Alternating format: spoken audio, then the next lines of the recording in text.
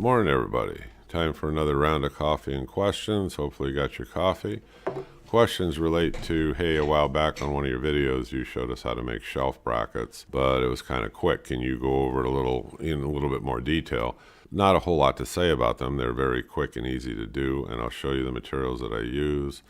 You can do them yourself in your garage at home. They're fast, they're easy. It's a good quick tip project. Here we go. What you're looking at here in these pictures is 1-inch wide cold rolled steel. It's cheap. You can buy it anywhere for a few bucks. You can buy 10 feet of it out at like a supply, metal supply place. But get yourself some 1-inch wide. You can do them wider. It doesn't matter. I use 1-inch wide for these, and I brought it home. I figured out how wide I wanted my shelves, so that would tell me how far out I want the bracket to stick out. And then the vertical part of it, which is going to run on your studs, you make whatever length that you want. So you can see in this picture where, in this particular time, I went ahead and I bent these just in a vise. I measured, I marked them, I bent them over just with a hammer. It doesn't even have to be a heavy-duty hammer. This is about 1/8 inch wide cold rolled steel. It's easy to bend. So I made the bends, and I went over and I drilled my holes, and I took a railroad spike, I heated it up, and I bent it with kind of like a sledgehammer, a handheld heavy-duty hammer, and I bent them. You just figure out somewhere in the middle, or maybe a little more, a little less. Mark them, heat it up with I use oxyacetylene, and I bent them. Now you're going to have some way to heat these if you use railroad spikes to bend them.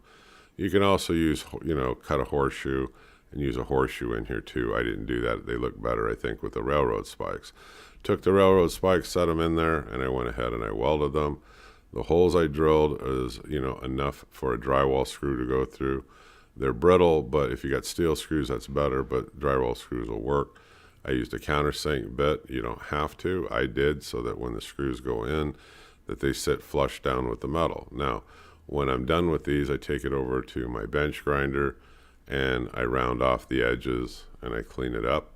I use like a flap disc. I clean off all the splatter, wipe them down with acetone.